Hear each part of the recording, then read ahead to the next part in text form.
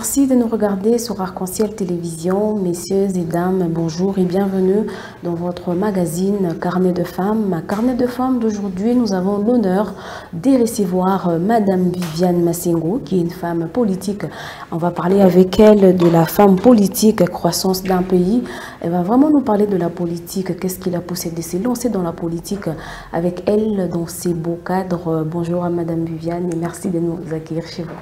Bonjour Madame Nadine, et c'est moi qui est la plus heureuse parce que je suis à ces jours invitée chez vous. En tout cas, un grand merci aussi de nous avoir invités. Nous avons vraiment l'honneur de vous recevoir et de parler avec vous de la femme dans la politique. Voilà, nous allons commencer avec notre première question. Madame Viviane, qu'est-ce qui justifie votre motivation dans la politique, une domaine longuement considéré comme une domaine des hommes?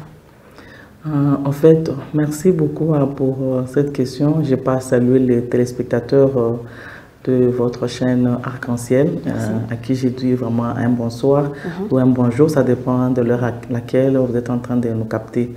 La motivation, et vous avez dit aussi que c'est un domaine d'homme. Non, il n'y a pas de domaine d'homme ou domaine de femme. Seulement que dans notre pays, la politique a toujours été mal comprise. Et souvent, on la définit abusivement comme un art de mentir. Alors qu'à vrai dire, comme vous le savez, tout intellectuel, qui peut même aller dans un dictionnaire français, tu ne pourras pas trouver que la politique égale l'art de mentir.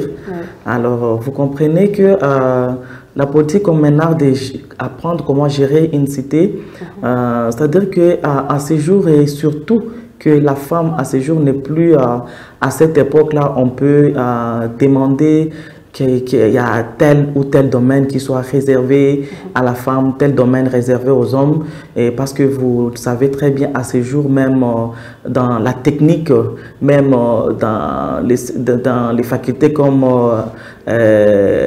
Polytechnique, il n'y avait que des hommes. Dans les sections, même au niveau des secondaires, l'électricité, même maths physique, même chimie, même dans les options comme la pharmacie. C'est-à-dire qu'actuellement, il n'y a plus d'options, il n'y a plus de facultés qui soient réservées seulement à la femme ou bien à l'homme. Vous voyez que même à l'université, nous avons beaucoup de femmes que d'hommes sur nos campus actuellement. Nos cités universitaires. Mais cela ne veut pas dire que il y a de ces domaines-là qui, parfois, c'est la femme elle-même qui se résigne. Mais quelle est la motivation qui nous a amenés aujourd'hui en politique? Parce que Madame Viviane Massengo, ayant ses ambitions un jour de gérer notre pays, un jour d'accéder aussi à des postes de prise de décision, à des postes de responsabilité. Et dans notre pays, comment arriver à cela si vous ne passez pas par la politique? C'est cela qui nous a modérés. J'avais la passion pour la politique. Depuis que j'ai été étudiante, je faisais une politique pas du tout active. Mais une fois terminé les études, quand je me suis retrouvée dans la vie professionnelle, je me suis dit que voilà, c'est ça le moment pour moi maintenant d'embrasser ces domaines, cette carrière politique, parce que j'ai toujours aimé cela, défendre les autres, travailler pour les autres, servir ma nation. Et c'est ça ma plus grande motivation, c'est servir mon pays. En tout cas, vous avez aujourd'hui plusieurs responsabilités en politique, fruit de l'opportunité, de chance ou de travail acharné? Fruit du travail, fruit de méritocratie. Parce que je sais que quand je commençais la vie active en politique, j'ai commencé parce que ça fait plus de 10 ans que je suis dans une politique active. Et je commençais dans un parti politique comme membre simple. Et après, c'est par ma façon de travailler, parce que moi, personnellement, je n'aimais pas être en politique pour être derrière les autres, pour applaudir les hommes, pour danser. C'est que parfois, les hommes pensaient que c'est ça, la femme en politique, c'est applaudir pour les autres, danser, étaler les pagnes pour les hommes qui doivent passer. Je me suis dit, je devrais travailler en politique comme toute personne. Et surtout, madame, quand moi je travaille, je n'aime pas beaucoup parler de moi. Et quand madame Viviane Massengo travaille, pour moi, je suis une personne. C'est-à-dire que je ne mets pas dans ma tête que je suis femme, je suis homme, je suis un être humain, créé à l'image de Dieu. Quand je vais travailler, je donne l'apport de ce que Dieu a mis en moi, l'intelligence, parce que si à ce jour on pouvait ouvrir les cerveaux d'un homme et d'une femme, il n'y a pas de différence.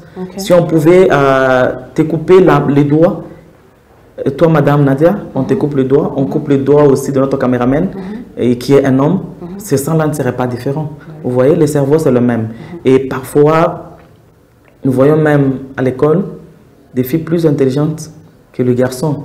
Alors, la différence de sexe, c'est au niveau physique, ce n'est pas au niveau intellectuel. Ce qui fait que si à ce jour, Madame Viviane, qui a commencé dans un parti politique comme membre simple, monter, arriver au niveau d'une fédérale qui pouvait gérer juste les femmes, après quitter ce niveau-là, être fédérale qui pouvait gérer une commune, quitter à ce niveau-là, devenir comme une fédérale qui pouvait gérer une ville, et à ce jour, Madame Viviane est au niveau de l'interfédéral qui peut gérer une province. Ce n'est pas un hasard, c'est le travail et la discipline. Madame Viviane, depuis que la femme congolaise jouit pleinement de ses droits de faire part dans la politique, quel est son apport? L'apport est là. L'apport est là, ce qui fait que quand la femme s'est retrouvée à ce jour, depuis quelques années, dans le milieu politique, il y a quand même l'acquisition de certains droits qui revenaient à la femme et qui étaient parfois méconnus. C'est grâce à la femme, quand elle s'est impliquée en politique, que en 2000, si je ne m'abuse pas, dans notre constitution, la constitution qui a été révisée pour la dernière fois, nous avons pu obtenir une disposition qui serait consacrée à la parité. Et toujours grâce à la femme aussi, dernièrement, vous avez vu la nouvelle loi électorale de notre pays, on a pu insérer une disposition, un élément très important qui pourrait stimuler, qui était une motivation pour les partis politiques à aligner beaucoup de femmes. Vous voyez, on a demandé à ce que toute liste d'une circonscription électorale qui pourrait aligner 50% des femmes, cette liste-là ne pourrait pas payer la caution. Vous voyez que c'est aussi, ce sont ces différents éléments qui ont fait que quand la femme se retrouve en politique, elle a aussi un apport, elle a pu faire changer certaines choses. Vous savez que à l'époque, la femme n'avait pas le droit, même une femme mariée n'avait pas le droit de signer un contrat de travail sans pour autant avoir le consentement de son mari. La femme ne pouvait pas ouvrir un compte en banque, la femme ne pouvait pas prendre un prêt en banque, la femme ne pouvait pas entretenir quoi que ce soit sans pour autant qu'elle puisse avoir l'aval ou bien l'autorisation de son mari. Et actuellement, cette disposition n'existe plus dans notre code de famille. Ce qui fait que c'est ça, le combat de la femme. C'est ça l'apport de la femme. C'est ça le travail de la femme. À ce jour, la femme est en train de se battre. Si vous voyez même dans nos gouvernements passés, que ce soit le gouvernement national, le gouvernement provincial, actuellement, il y a quand même une majoration du taux de participation ou bien de la représentativité de la femme, que ce soit au niveau national, que ce soit au niveau de nos provinces. Et actuellement, nous avons même des femmes à la tête des provinces. À l'époque, ça ne se faisait pas du tout. Les femmes étaient peut-être au niveau de bourgmestre, de commissaire de zone à l'époque. Les femmes pouvaient se retrouver comme des secrétaires, comme secrétaires dans l'administration. Mais trouver une femme à la tête d'une province, c'était vraiment... Il n'y en avait pas du tout. Mais actuellement, tout ça, c'est le travail de la femme. C'est l'apport de la femme en étant en politique, en étant impliquée, active dans la politique. Elle arrive à changer certaines dispositions et je pense qu'on y va mollo mollo. Un jour, on arrivera à des grandes choses. En tout cas, on y va mollo mollo. Un jour, on arrivera à faire des grandes choses. Est-ce que Mme Viviane Massengo pense un jour que la République démocratique du Congo sera dirigée par une femme? Si oui, qu'est-ce qu'il faut et sinon le pourquoi? Pourquoi pas, madame? C'est possible. J'ai vu l'échéance électorale passée de 2018. Il y avait une femme qui était candidate, mais malheureusement, elle n'a pas pu faire grand chose. J'avais condamné cela. Elle a présenté sa candidature, je pense qu'elle avait même payé sa caution, mais elle n'est pas allée jusqu'au bout, ce que j'avais condamné. Elle n'a pas pu battre campagne. Et pour ces élections de 2023, j'ai vu déjà 2 femmes en lice. Et parmi elles, il y a une femme vivant avec handicap. Ouais. Nous encourageons cela. Et un jour, nous croyons qu'une femme pourra diriger cette République démocratique du Congo parce que dans d'autres pays, ça se fait déjà. Nous avons vu, même dans des pays d'Afrique, en Tanzanie, il y a une femme à la tête du pays après la mort du président Magufuli. Il y a une femme qui est là. Et nous pensons que comme ça arrive déjà en Afrique, et ça pourra, et ce n'est pas la première, et ça pourra aussi prendre. Nous avons vu aussi la reine d'Angleterre qui a dirigé pendant beaucoup d'années et elle a régné à la tête d'un royaume. Et vous voyez, c'est-à-dire que c'est pas impossible, c'est possible. Et ce n'est plus pour longtemps en République démocratique du Congo. Ok, Madame Viviane, face aux préjugés de la société, sentez-vous gênée par moment ou découragée? Parce qu'il y a des gens qui se disent que la femme ne doit pas se lancer dans la politique, peut-être qu'elle est exposée et tout. Sentez-vous de moments gênée ou découragée? Je ne peux jamais être gênée et même pas découragée. Au contraire, le fait que je suis en train de monter. Je vous ai dit tantôt là que j'avais commencé par un membre simple dans un parti. Je suis parti en montant des échelons. Je sais qu'un jour, pourquoi pas, Madame Viviane Massengo à la tête de son propre parti politique. Et d'ailleurs, dans les partis dans lesquels je suis déjà cofondatrice. Et vous voyez un peu que c'est-à-dire qu'au lieu de se gêner, si à ce jour Madame Viviane s'est générée, je risque de décourager aussi les autres femmes qui peut-être nous prennent comme un modèle. Et souvent, moi, j'encourage les femmes, même toi aussi, je peux t'inviter aussi à mettre aussi, à emboîter aussi notre pas, mettre aussi ton pied dans la politique, essayer aussi de travailler parce que actuellement dans notre pays, c'est difficile que si vous aspirez d'être gouverneur, aspirez être ministre, député, sénateur, et que vous ne puissiez pas passer par un parti politique. C'est très important. Et si vous parlez d'exposition, dans tous les métiers, la femme est exposée. Quand la femme vend dans un marché, elle est exposée. Et surtout vous, les journalistes, quand vous passez devant la télé, vous êtes aussi très exposés. Et dans tous les domaines où la femme peut travailler, même étant dans un poste où les femmes aiment beaucoup, secrétaire de direction dans une entreprise, elle est exposée parce qu'elle est la porte d'entrée et de sortie de tous les visiteurs qui viennent rendre visite à son boss. Et la femme comme infirmière, la femme comme couturière, c'est-à-dire que la femme maraîchère, toute femme dans ce qu'elle peut être en train de faire, dans le domaine où elle se retrouve, elle est exposée. Même si elle ne travaille pas, elle est à la maison, elle est toujours en train d'être vue par tout le monde. Et pourquoi dire que quand on fait la politique, on est exposé? Si à ce jour, Madame Viviane s'est découragée, et demain, alors que j'encourage, et souvent je parle avec les jeunes femmes, je parle avec les femmes de mon niveau, les femmes de mon âge, les femmes moins âgées que moi, plus âgées que moi, je les tire toujours, j'aime qu'elles puissent faire la politique, que nous puissions être nombreuses. Parce qu'à ce jour, on est encore à compter au bout du doigt les femmes qui aiment faire la politique active ou bien qui font la politique active. Mais je sais qu'avec ce que nous sommes en train de faire comme sensibilisation, parfois dans des milieux de femmes, je pense que dans des siècles à venir, pas pour parler de siècles, mais dans des années plus proches, ici dans un bref avenir, il y aura beaucoup de femmes pleines en politique et je pense qu'à ce moment-là, il y aura un développement dans notre pays. En tout cas, dans le contexte congolais, existe-t-il des pesanteurs qui font que la femme ne jouit pas pleinement son rôle dans les pays? Bien sûr, il y a des obstacles qui, jusqu'à ce jour, la femme rencontre.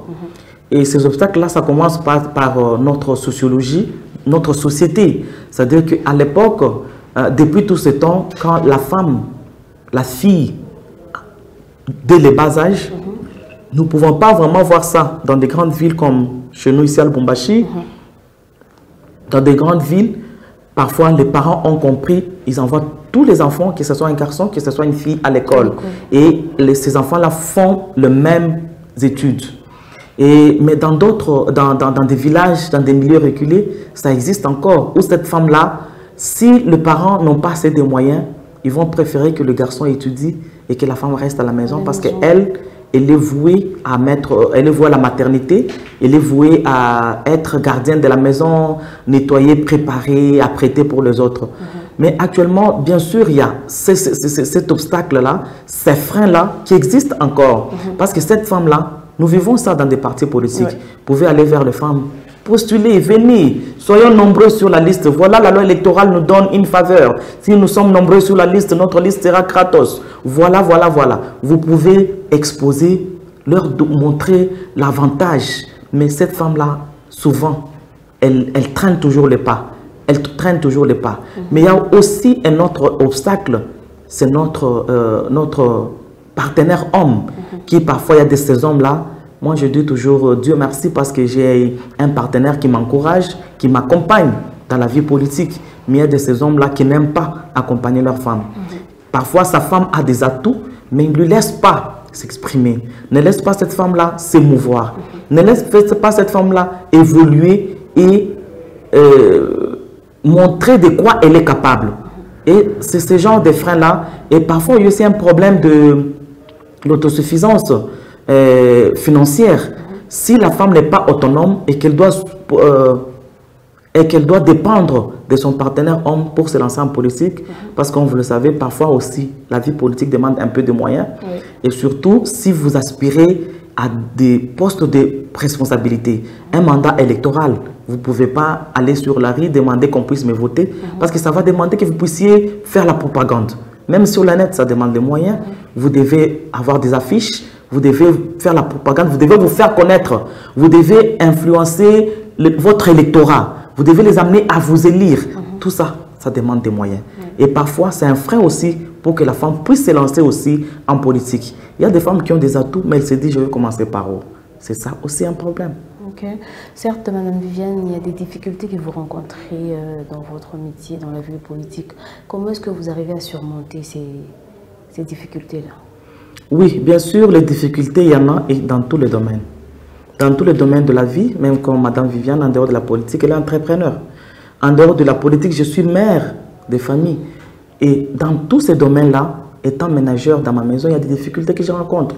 Dans mon travail, dans ma carrière, dans tout ce que je suis en train de faire, il y a des difficultés. Comment surmonter ces difficultés? C'est accepter que les difficultés existent et ne pas vraiment mettre beaucoup d'accent sur ces difficultés-là. Parfois, en politique, les difficultés que nous rencontrons, c'est parfois dans un parti politique, vous encadrez des gens à qui vous ne payez pas. Ils ne sont pas rémunérés, mais ils sont appelés à travailler dans un parti politique comme, je dirais, dans une église. On peut leur dire, non, venez servir l'Éternel, vous aurez la vie éternelle. Mais en politique, qu'est-ce que nous leur donnons comme promesse? Vous voyez, venez, que nous puissions travailler et demain, que nous puissions avoir des élus et nous pourrons aussi avoir des postes. Ce n'est pas facile, vous voyez. Et parfois, ce n'est pas aussi toujours facile de tenir un parti politique ici en province et surtout que vous n'avez pas un poste politique, ce n'est pas aussi facile. Diriger dans un parti politique et les hommes et les femmes, ce n'est pas facile. Il y a ceux qui peuvent se dire, voilà, moi je ne peux pas être dirigé par une femme, mais il est obligé. Ce n'est pas aussi facile. Les difficultés sont un peu éparpillées, ça et là, mais quand on est en train d'entretenir quelque chose, on est en train de travailler, on est dans un domaine, parfois il faudrait minimiser ces difficultés-là, regarder l'objectif. En tout cas, Madame Viviane, nous vous laissons parler à cœur ouvert à toutes ces femmes-là qui nous regardent, toutes ces femmes-là qui se disent se lancer dans la politique, ce n'est pas chose facile et ce n'est pas un travail, un métier de femme. Qu'est-ce que vous pouvez leur dire à cœur ouvert? Là, je préfère le dire en swahili parce que quand on a fait la politique, il n'y a pas de maman qui va faire masomo. Atawe mama kukunyumba leo kufunde masomo. Mais on a ile matu.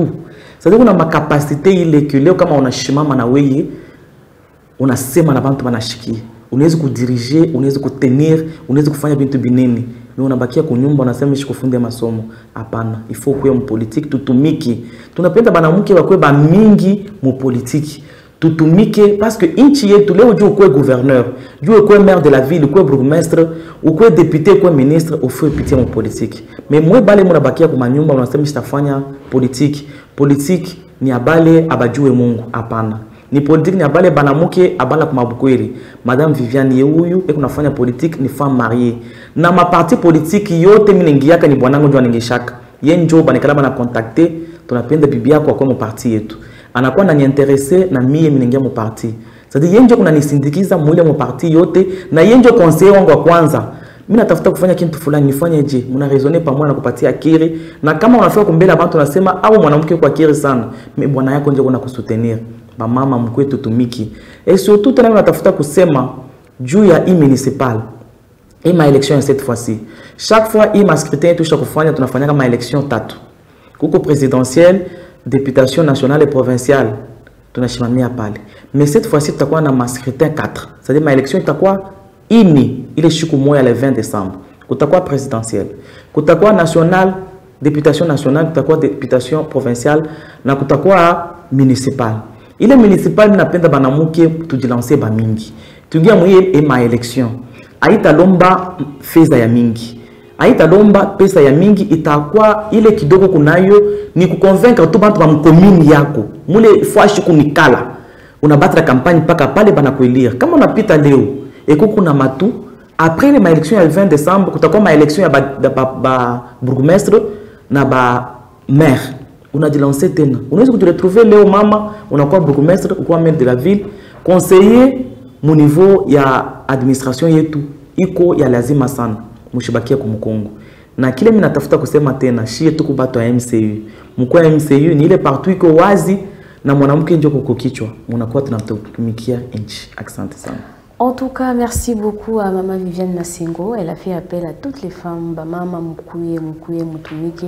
Moukuye, tuchangani sebote pamoya, tutumike. En tout cas, Madame Viviane, merci de nous avoir accueillis chez vous. C'était vraiment un honneur de vous recevoir dans Carnet de Femmes. Merci beaucoup. C'est moi qui vous dis vraiment merci parce que ces jours, vous êtes venus vers nous, vous nous avez découvert et vous allez aussi nous faire découvrir à la population. En tout cas, merci aussi à tous ceux-là qui nous ont regardés depuis partout. C'était votre émission Carnet de Femmes. On a reçu Madame Viviane Masengo, qui est une femme forte, une femme politique. Elle a fait appel à toutes les femmes de venir travailler avec elle, de venir travailler avec nous tous. Merci de nous regarder. Regardez-nous sur nos plateformes Arc-en-Ciel RTV. Bye bye, à la prochaine.